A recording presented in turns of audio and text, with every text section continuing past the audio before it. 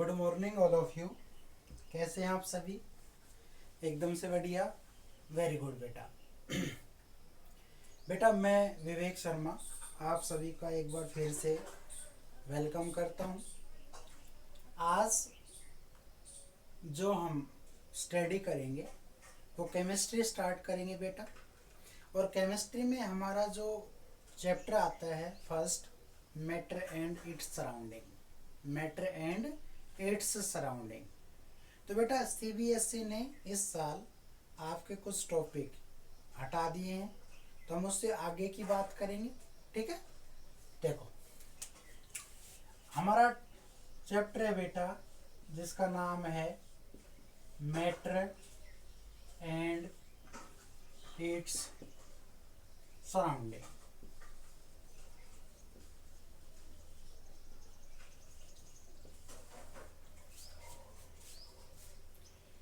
बेटा देखो, मैं एक बार आपको इसका मतलब बता देता हूँ। हमारे आसपास जितनी भी चीज़ें हैं, लाइक चेयर है ना, टेबल है, बुक्स हैं, फैन है, कुछ भी है, एनीथिंग एल्स, वो सारे के सारे किसकी फॉर्म में है? मैटर की फॉर्म में। और बेटा उसके आसपास हम हैं, प्लांट्स हैं, कोई ना कोई चीज़ एटम से बनी है, मॉलिक्यूल से बनी है, कंपाउंड से बनी है। तो बेटा आज हम एक एक टॉपिक को यहाँ पे डिस्कस करेंगे। तो पहला हम टॉपिक यहाँ पे लिख रहे हैं जिसका नाम है बेटा एलिमेंट। बेटा एलिमेंट को हिंदी में बोलते हैं बेटा तत्व। तो देख लीजिए एलिमेंट क्या होते हैं। एक साइंटिस्ट हुआ जिसका नाम था रॉबर्ट बोयल। क्या नाम था? रॉबर्ट बोयल। 1661 में उसने सबसे पहले एलिमेंट शब्द को यूज़ किया। उसने कहा था कि जो एलिमेंट होता है वो हमारा किसी भी मैटर का या सब्सटेंस की सबसे छोटी यूनिट का नाम है एलिमेंट। कोई भी मैटर है उसकी सबसे छोटी यूनिट का नाम क्या है? एलिमेंट। बेटा ये एक ही चीज़ों से मिलकर बना है, एक ही चीज़ों से मिलकर बना है। या मैं ये कह दूं कि जो एलिमेंट है वो इन पर क्या है, कोई चार्ज होता है? तो आप कहेंगे सर एलिमेंट जो होता है उस पर हमेशा न्यूक्लियर चार्ज होगा। कैसा होगा बेटा? न्यूक्लियर चार्ज होगा। क्लियर हुई बात? तो इसके बारे में देख लेते हैं। इन 1661, क्या नाम है उसका? रॉबर्ट बोयल यूज ए वर्ड या यूज्ड ए वर्ड, और बेटा उसका नाम क्या है? आप कहेंगे सर एलिमेंट। तो बेटा एलिमेंट जो वर्ड था वो 1661 में किसने यूज किया? आप कहेंगे इसी ने। दूसरा है इट कंटेन,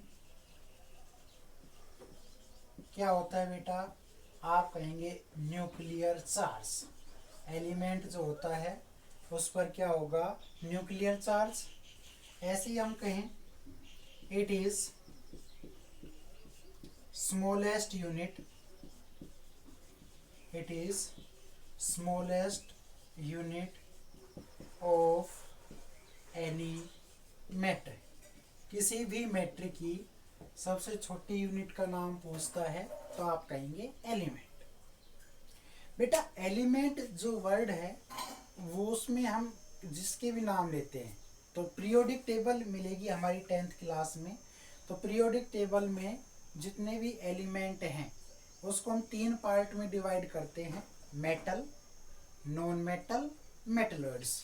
तो मैं यहाँ पे कह रहा हूँ क्या कि बेटा जो एलिमेंट है अपने उसके 3 पार्ट हैं, और वो जो पार्ट है वो कौन कौन से हैं? First one is metal. Metal को बोलते हैं बेटा धातु। दूसरा है नॉन मेटल, और नॉन मेटल को क्या बोलेंगे आप कहेंगे सर अधातु। और तीसरा होता है बेटा जिसको हम बोलते हैं मेटलॉइड, और मेटलॉइड का मीनिंग होता है आप कहेंगे उपधातु।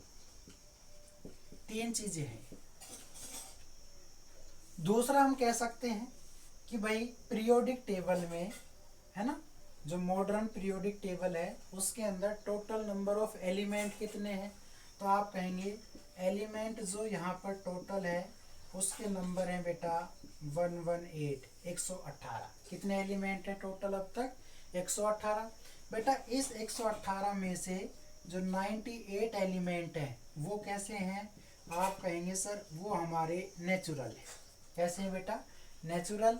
और बाकी रिमेनिंग जितने बच गए 20 वो कैसे हैं बेटा, आर्टिफिशियल। और आर्टिफिशियल को भी क्या बोल सकते हैं, मैन मेड। तो हम जानते हैं 118 एलिमेंट है, 118 में से कुछ मेटल हैं, कुछ नॉन मेटल हैं और कुछ मेटलॉइड है। तो अगर आपसे पूछता है 118 में से कितने, तो आप ध्यान रखेंगे जो 90 एलिमेंट हैं वो क्या होंगे बेटा, मेटल। और बेटा जो 22 एलिमेंट हैं वो हमारे क्या होंगे, आप कहेंगे सर नॉन मेटल। और बाकी जो रिमेनिंग बच गया 6 वो हमारे क्या होते हैं बेटा, आप कहेंगे सर मेटलॉइड्स। तो 90 प्लस 22 112 हो गए, और प्लस में 6 ऐड करेंगे तो कितने हो गए, 118। इतनी सी बात समझ में आई। एलिमेंट क्या है, 1661 में रॉबर्ट बॉयल ने एलिमेंट शब्द दिया। उसके अकॉर्डिंग एलिमेंट पर क्या होगा, न्यूक्लियर चार्ज होता है। एलिमेंट किसी भी मैटर की या सब्सटेंस की सबसे छोटी यूनिट है। मॉडर्न पीरियोडिक टेबल में या प्रेजेंट टाइम में टोटल नंबर ऑफ एलिमेंट कितने हैं, 118, जिसमें से 98 नेचुरल हैं, 20 आपके आर्टिफिशियल हैं। एलिमेंट को 3 पार्ट में डिवाइड करते हैं, मेटल, नॉन मेटल और मेटलॉइड्स। इसमें 90 मेटल है, नॉन मेटल है 22 और मेटलॉइड्स आपके क्या हैं, आप कहेंगे सर 6। ऐसे ही समझिएगा। अगर मैं आपसे कहूँ क्या, यहाँ से ध्यान से देखो कि भाई जो मेटल है वो जर्नली सॉलिड होते हैं, ठीक है, सभी मेटल जर्नली क्या होते हैं, सॉलिड। लेकिन एक एक्सेप्शनल केस है और उसका मैं नाम लिख देता हूँ यहाँ पे। हम कहेंगे सर एक ऐसा मेटल बताइए या एक ऐसा एलिमेंट मेटल बताइए जो लिक्विड स्टेट में है, तो आप कहेंगे सर केवल एक ही है और उसका नाम होता है मरकरी। क्या हो जाएगा बेटा, मरकरी। और मरकरी का सिंबल क्या हो गया, आप कहेंगे सर Hg। मरकरी का सिंबल क्या हो गया बेटा, Hg। इसको छोड़कर बाकी सभी मेटल सॉलिड है। ऐसे ही बेटा यहाँ पे नॉन मेटल है बेटा। नॉन मेटल क्या होंगे, आप कहेंगे सर जो नॉन मेटल होते हैं वो तीनों फॉर्म में है, यही अकेला एक ऐसा है जो सॉलिड, लिक्विड और गैस की फॉर्म में होता है। तो बेटा आप कहेंगे क्या कि जो नॉन मेटल है उसमें भी एक लिक्विड होता है, और लिक्विड नॉन मेटल कौन सा है, तो आपका आंसर हो जाएगा ब्रोमीन। क्या हो जाएगा बेटा, ब्रोमीन। और ब्रोमीन का जो सिंबल है वो होता है बेटा Br। क्या हो जाएगा, Br। तो लिक्विड मेटल पूछता है मरकरी लिख देना, लिक्विड नॉन मेटल पूछता है तो ब्रोमीन बता देना, ठीक है। ऐसे ही बेटा all metals conduct electricity, all metal conduct electricity. लेकिन यहाँ पे भी एक एक्सेप्शनल है जो इलेक्ट्रिसिटी को कंडक्ट नहीं करता या जिसमें से करंट पास नहीं होता। तो मैं यहाँ पे क्या कह रहा हूँ, आप कह रहे हैं यहाँ पे बैड कंडक्टर ऑफ इलेक्ट्रिसिटी, लेकिन वो आप क्या बताएं, आप कहेंगे सर मेटल बताइए, एक ऐसा मेटल बताइए। जनरली तो कंडक्टर होते हैं लेकिन एक एक्सेप्शनल केस है, तो आपका नाम क्या हो जाएगा उसका, लेड, सीसा। और लेड का जो सिंबल है बेटा वो क्या होता है, Pb। क्या होता है, Pb। और ऐसे मैं कहूँ क्या, generally all non metal are bad conductor of electricity. लेकिन बेटा एक ऐसा भी नॉन मेटल है जो इलेक्ट्रिसिटी को कंडक्ट करेगा। तो यहाँ पे फिर क्वेश्चन बन गया, क्या आप कहेंगे sir good conductor of electricity बताइए। तो यहाँ पे क्या हो जाएगा आपका आंसर, आप कहेंगे सर नॉन मेटल में हो जाएगा जिसका नाम है ग्रेफाइट, ठीक है बेटा। तो ग्रेफाइट जो है उसको हम बोलते हैं एलोट्रोप ऑफ द कार्बन। बेटा इसी का दूसरा नाम हो सकता है एलोट्रोप ऑफ कार्बन।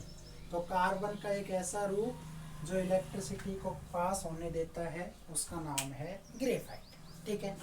दूसरी बात देखो बेटा, जो हमारे एलिमेंट होते हैं उसके जो नाम है, ठीक है, यहाँ पे मैं एक पॉइंट लिख रहा हूँ कि एलिमेंट के जो नाम होंगे, एलिमेंट नेम, वो आपके 3 लैंग्वेज से लिए गए हैं बेटा।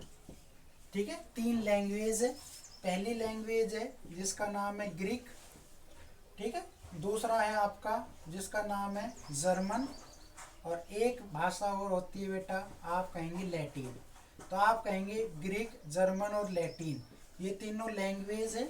और इन तीनों लैंग्वेज से हमने क्या किए हैं, एलिमेंटों को नाम दिया है बेटा। एलिमेंट को क्या दिया है, नाम दिया है। एलिमेंट के जब भी हम सिंबल लिखते हैं, एलिमेंट के जब भी हम सिंबल लिखेंगे, तो सिंबल लिखते समय आप ध्यान रखेंगे कि एलिमेंट का जो फर्स्ट लेटर होगा, अगर मैं कहूँ बेटा एलिमेंट का जो फर्स्ट लेटर है वो आपका क्या होना चाहिए, आप कहेंगे सर हमेशा कैपिटल, यानी कि लार्ज होना चाहिए।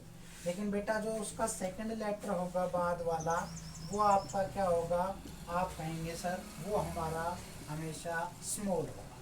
तो पहला लेटर हमेशा कैपिटल होता है, दूसरा हमेशा आपका स्मॉल होता है। जैसे बेटा इसको एग्जांपल से समझे, क्या कि मैंने लिखा हीलियम, हीलियम, तो बेटा हीलियम पीरियोडिक टेबल में सेकंड नंबर का एलिमेंट है।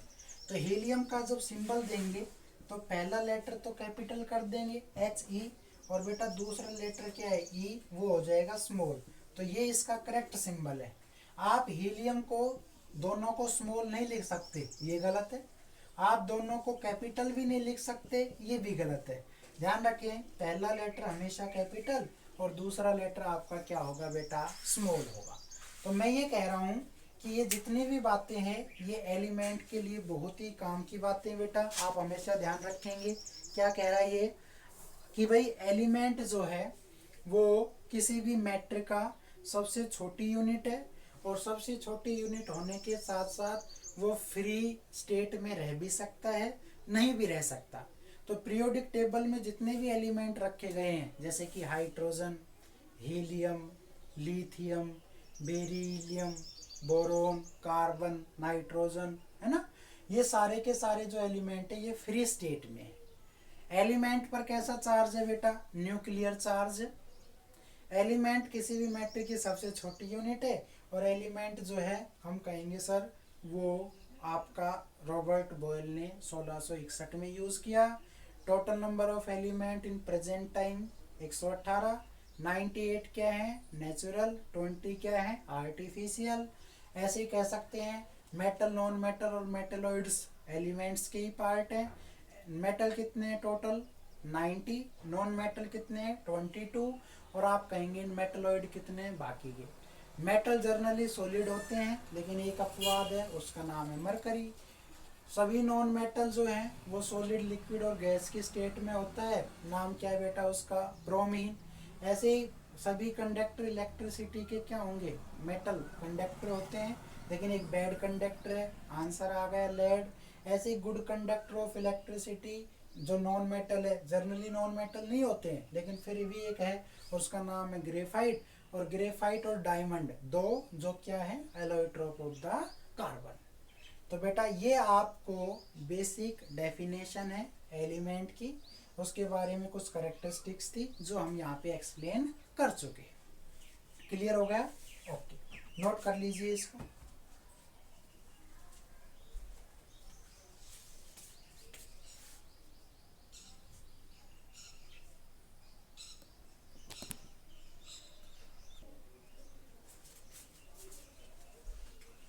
लिख लिया बेटा, वेरी गुड। तो सब कुछ पढ़ लिया हमने एलिमेंट के बारे में। एलिमेंट ऐसा भी बोल सकते हैं कि एलिमेंट जो है वो सबसे छोटा मैटर है, एक तरह का मैटर है जिसका और छोटे से छोटा पार्टिकल या उसको डिवाइड नहीं कर सकते, सबसे छोटा ही एलिमेंट होता है। क्लियर? ओके। देखो बेटा आगे 10th क्लास में जब आप हो जाएंगे तो एक आपका चैप्टर आएगा जिसका नाम होगा मेटल और नॉन मेटल। वहाँ पे बेटा हम इसका फुल्ली डिस्क्रिप्शन करेंगे। 9th क्लास में आपका बेसिक इंट्रोडक्शन था, वो हम दे चुके हैं। अब बात आती है बेटा जिसका नाम है, आप कहेंगे कंपाउंड। क्या नाम है बेटा? कंपाउंड। और कंपाउंड को हिंदी में क्या बोलेंगे बेटा? आप कहेंगे सर कंपाउंड को बोलते हैं यौगिक। देखिए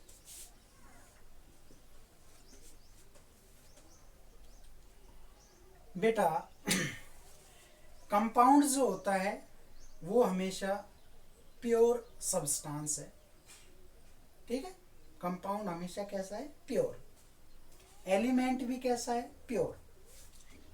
कंपाउंड बेटा दो या दो से ज्यादा एलिमेंट से मिलकर बना है, लेकिन जब हम एलिमेंट को आपस में कंबाइन करते हैं तो बेटा उसका जो रेशो होगा, उसकी जो क्वांटिटी होगी या उसका जो वॉल्यूम होगा वो हमेशा फिक्स होगा।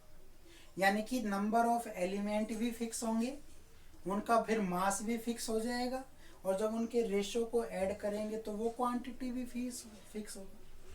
तो इसका मतलब क्या हुआ? आप कहेंगे a pure substance which forms by two or more elements into definite, क्या क्या हो सकता है बेटा? रेशो हो सकता है, और क्या हो सकता है बेटा? आप कहेंगे सर उसका वॉल्यूम हो सकता है। यानी कि दो या दो से ज़्यादा एलिमेंट को जब एक फिक्स रेशो में या उसके वॉल्यूम में हम ऐड करते हैं तो वो हमारा क्या बनेगा बेटा? कंपाउंड। इसको ऐसे लिख रहा हूँ मैं। आपने एक चीज़ देखी होगी बेटा, सबसे छोटा क्या होता है? एटम। उसके साथ हमने फिर इसमें एटम ऐड किया, और एटम को जब ऐड करते हैं बेटा तो ये क्या बन जाता है? मॉलिक्यूल्स। ऐसे बेटा जब एक मॉलिक्यूल को दूसरे मॉलिक्यूल में ऐड करेंगे तो भी बेटा क्या बनेगा? आप कहेंगे सर कंपाउंड बनेगा। क्या बनेगा बेटा? कंपाउंड। तो बेटा यहाँ पे जो एटम है वो एलिमेंट की फॉर्म में है, तो एक एलिमेंट जब दूसरे एलिमेंट से ऐड होगा तो क्या बनेगा? कंपाउंड। समझिएगा, एग्जाम्पल से समझो बेटा। मैंने लिया H2O, हमने क्या ले लिया? आप कहेंगे सर वाटर। ऐसे बेटा मैं क्या कहूँ? साल्ट, यानी कि नमक। और नमक का फॉर्मूला क्या होता है बेटा? NaC, है ना। ऐसे बेटा मैं कह दूं ग्लूकोज। ग्लूकोज का फॉर्मूला C6H12O6। ऐसे बेटा हम कह दें मिथेन, है ना, मिथेन, और इसका फॉर्मूला क्या होता है बेटा? CH4। बहुत सारे कंपाउंड है बेटा। अब एक समझ लेते हैं कि फिक्स कैसे है बेटा। H2O में एक तो हाइड्रोजन है आपका, एक बेटा क्या है? ऑक्सीजन। एक हाइड्रोजन है बेटा, एक क्या है? ऑक्सीजन। हाइड्रोजन का जो एटॉमिक नंबर है, परमाणु क्रमांक, एटॉमिक नंबर, वो हमेशा कितना होता है बेटा? 1। कितना होगा? 1। बेटा यहाँ पे कितने हैं? 2। नंबर ऑफ एटम या एलिमेंट कितने हैं? 2। तो बेटा 1 को हमने कितने से गुणा कर दिया? 2 से। ओके बेटा, ये इसका मास निकाल रहे हैं हम क्वांटिटी के लिए। ये क्या है बेटा? ऑक्सीजन। और ऑक्सीजन जो है वो 8वें नंबर पर आता है, 8। तो बेटा ऑक्सीजन का एटॉमिक नंबर कितना है? 8। और बेटा मैं जानता हूं इसमें 8 प्रोटॉन है, 8 इलेक्ट्रॉन है, तो न्यूट्रॉन भी कितने हैं? 8। तो जब हम प्रोटॉन और न्यूट्रॉन को ऐड कर देंगे, तो ऑक्सीजन का मास निकल आएगा। तो हमें मास ही तो चाहिए। तो अगर 8 प्रोटॉन है बेटा तो इसमें 8 ही क्या है? न्यूट्रॉन है।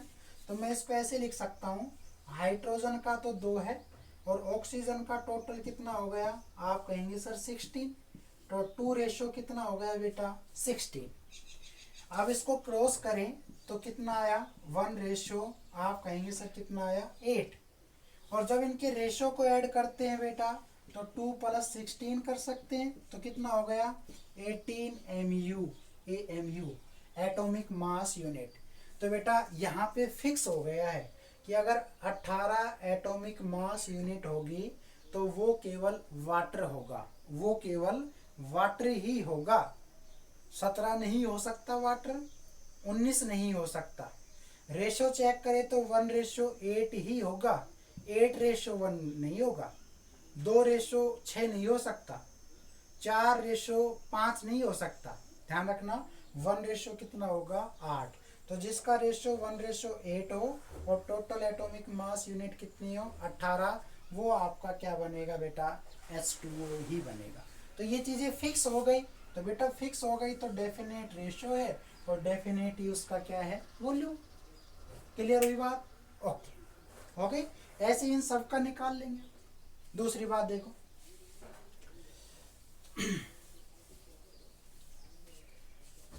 हम कहें बेटा कि जो कंपाउंड होते हैं these are homogeneous, these are homogeneous, पूरी तरह से घुले होते हैं। इसी तरह से हमारे जो कंपाउंड होंगे उसको 2 टाइप्स में डिवाइड करते हैं बेटा। एक तो होता है जिसका नाम है ऑर्गेनिक कंपाउंड, और दूसरा बेटा क्या होगा आप कहेंगे सर इसको हम बोलते हैं इनऑर्गेनिक कंपाउंड। ऑर्गेनिक का मतलब होगा इसमें कार्बन, हाइड्रोजन और ऑक्सीजन, कार्बन कार्बन हाइड्रोजन और ऑक्सीजन प्रेजेंट होते हैं। इनऑर्गेनिक का मतलब है कि हाइड्रोजन हो सकता है, ऑक्सीजन हो सकता है, लेकिन बेटा कार्बन नहीं होगा। तो कार्बन अब्सेंट होता है इनऑर्गेनिक में और कार्बन प्रेजेंट होता है ऑर्गेनिक में। कार्बन की वजह से ही इसको ऑर्गेनिक बोलते हैं, कार्बन ना होने की वजह से इसको ऑर्गेनिक। तो अभी हमने जो एग्जाम्पल लिखे हैं H2O, साल्ट, ग्लूकोज, तो बेटा इसमें से हम ऑर्गेनिक और इनऑर्गेनिक पहचान सकते हैं। जैसे अगर मैं आपसे कहूँ H2O, आप जानते हैं कि सर H2O एक कंपाउंड तो है, लेकिन इसमें से आपको सेपरेट करना है कि वो ऑर्गेनिक है या इनऑर्गेनिक। तो डेफिनेशन के अकॉर्डिंग चलो कार्बन होना चाहिए, तो बेटा कार्बन इसमें है क्या? नहीं है, इसमें केवल हाइड्रोजन और ऑक्सीजन है, लेकिन कार्बन नहीं है। नहीं है तो इसका मतलब H2O किस तरह का कंपाउंड है? आप कहेंगे सर इनऑर्गेनिक। किस तरह का बेटा? Inorganic compound. ऐसे बेटा मैं कहूँ CH4 मीथेन, CH4 को हम क्या बोलते हैं बेटा? मीथेन। तो अब एक बात देखो, इसमें कार्बन है और हाइड्रोजन है, तो कार्बन है ना, तो जिसमें कार्बन प्रेजेंट हो वो क्या होगा? ऑर्गेनिक। तो मीथेन को हम क्या कहेंगे? आप कहेंगे सर ये कैसा कंपाउंड है? Organic compound. तो आपको सिर्फ क्या करना है? कार्बन को देखना है तो ऑर्गेनिक, नहीं हुआ तो क्या हो जाएगा बेटा? इनऑर्गेनिक। कंपाउंड कैसे होते हैं बेटा? होमोजीनियस। कंपाउंड कैसे होते हैं बेटा? प्योर। कंपाउंड के अंदर नंबर ऑफ एलिमेंट या उनके मास या उनका जो रेशो होगा वो हमेशा फिक्स ही होगा। नोट कर सकते हैं।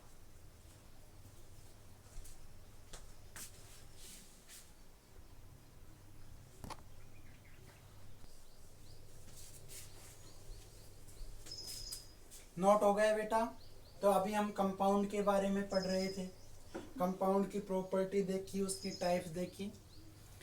एक बात ध्यान और रखना कि जो कंपाउंड होता है ना, उसको हम या तो केमिकली या उसको इलेक्ट्रोकेमिकल रिएक्शंस के द्वारा ही उसको अलग अलग कर सकते हैं, लेकिन फिजिकली प्रोसेस के थ्रू इन सब्सटेंस को हम क्या नहीं कर सकते? सेपरेट नहीं कर सकते।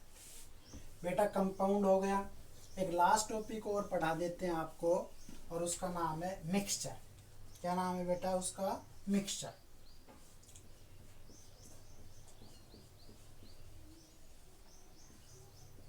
देखो मिक्सचर को बोलते हैं बेटा मिश्रण। क्या बोलते हैं इसको हम? मिश्रण। बेटा मिक्सचर इम्प्योर है, अशुद्ध है, लेकिन बना वो प्योर सब्सटेंस से। किससे बना है? प्योर सब्सटेंस से। तो आप कहेंगे it is impure substance which are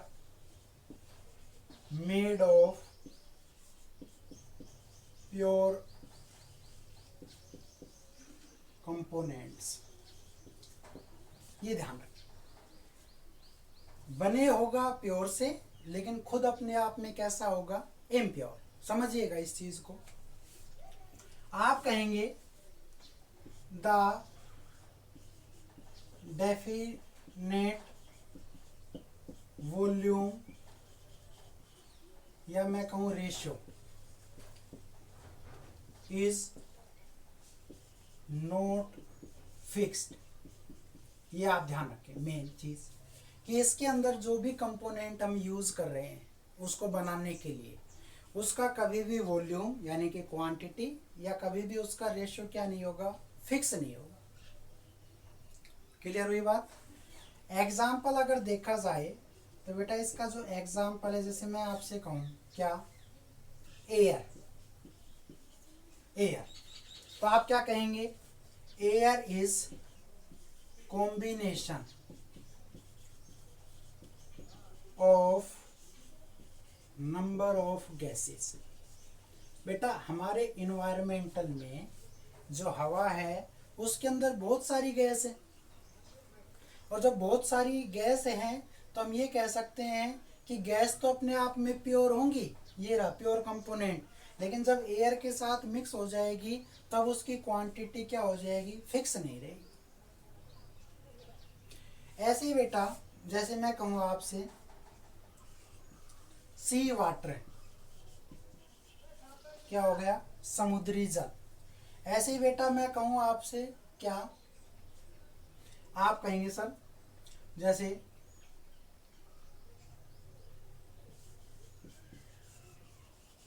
Colgate toothpaste हो सकता है, बेटा आपका सोप हो सकता है, बेटा आपका डिटर्जेंट हो सकता है। ये सारे के सारे एक तरह से क्या है? मिक्सचर है। सीमेंट हो सकता है, गिलास हो सकता है, कांच, है ना? ये सारे के सारे क्या है बेटा? मिक्सचर है। लेकिन अब एक यहाँ से और थोड़ा सा अंतर छांटते हैं हम। बेटा आपका जो मिक्सचर होता है उसके भी टू टाइप्स होते हैं। पहला तो होगा बेटा होमोजीनियस। क्या होगा बेटा? होमोजीनियस। और बेटा जो दूसरा होता है उसका नाम होता है हेट्रोजीनियस। होमोजीनियस, हेट्रोजीनियस, ये दोनों मिक्सचर।